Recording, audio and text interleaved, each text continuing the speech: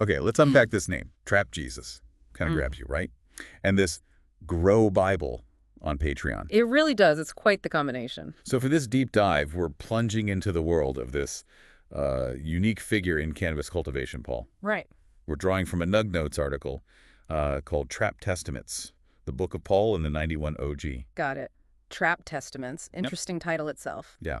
And our mission is pretty simple. Just figure out what makes Trap Jesus noteworthy in this, this whole scene. What's fascinating right away is that name, Trap, suggesting that sort of underground vibe, and then Jesus implying guidance, maybe even reverence. Exactly. It hints at someone operating outside the usual channels, probably with a very distinct approach. Definitely. So who is Paul? Well, he's from Vegas. Decided college wasn't really his thing, felt it catered to a different crowd maybe. Yeah. So he went all in on, as he puts it, the plant and the trap. Pretty direct. That choice. So early on, it really says something, self-directed. Seeing an opportunity maybe others didn't. Totally. And not having access to, like, high-end facilities, that forced some serious DIY innovation. Oh, yeah. Necessity, right. Right. We're talking developing low-cost ways to get high-quality results indoors. Things like whole plant hangs, drip hydro. Which is that targeted watering method, yeah. Smart stuff. Exactly. Even using ion spectrum LEDs. And this kind of resourcefulness led to his let the hood eat philosophy, this idea of sharing the knowledge. That let the hood eat thing is, it's really central, isn't it? Sort of democratizing the know-how. It seems like it. Yeah. Very community-minded, which is, well, pretty notable. Now, a big piece of his work is this 91 OG Kush cut. Ah, the legendary cut. Yeah. He apparently got it back in '02 from a grower named Kenji. And he treats it like gold. It's a foundation for his own Trap OG strain. And keeping a specific cut going like that for decades, that's like preserving a very specific, high-quality version of the plant. Consistency. Yeah, quality control over time. And making it the base for Trap OG just highlights that focus on, top-tier genetics. And his strain names, they certainly make you look twice. Babysitter OG is one mentioned. Wow, okay. Yeah, that's memorable.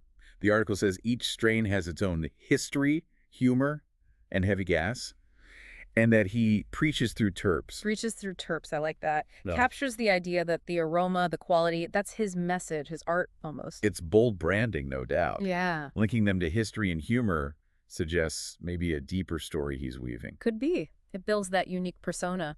So how did he get the name Trap Jesus? He didn't give it to himself, right? No, apparently Manifest Gardens pinned that on him.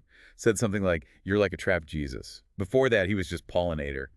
Plays on his name, Paul. Pollinator to Trap Jesus. That's quite an evolution. It suggests how the community started seeing him, like a guide in that specific scene. Yeah, reflects his growing influence.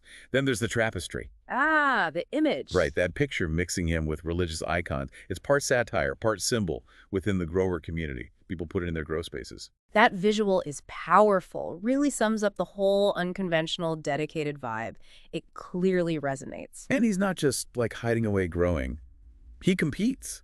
Events like the Proper Cup. He even won a flower battle against G Green. Shows he's willing to put his work out there, test it against others, drive for excellence. Absolutely. And he's got plans for 2025, releasing exclusive new pheno'ds from his OG breeding project. So, still innovating. Always pushing. Good to see. Okay, finally, that Patreon, the Grow Bible, $20 a month. Tim, what do you get for that? The 10 Trap Commandments, detailed SOP, standard operating procedures for growing, just tons of raw advice for small space growers, like over 400 posts already. Wow, that's a lot of content. And it all comes back to that no gatekeeping idea. Let the hood eat. That's the message. That really is the let the hood eat philosophy in action, isn't it? Directly sharing his expertise, empowering others, especially those maybe outside the usual circles. Yeah. It's a model you see more and more in specialized fields, that direct knowledge sharing. So wrapping up, we've seen Paul's journey from those DIY Vegas roots to being this respected, maybe slightly notorious figure. Yeah, his dedication to quality, sharing what he knows, that unforgettable personality. It all makes an impact. What stands out is that mix, right? The technical skill combined with this really specific cultural vibe. Absolutely. It shows how expertise can really blossom outside the usual institutions and how focusing on community can drive innovation and knowledge sharing.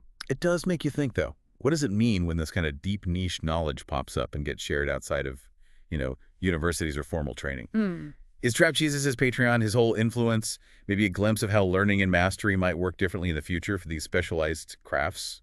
Something to chew on?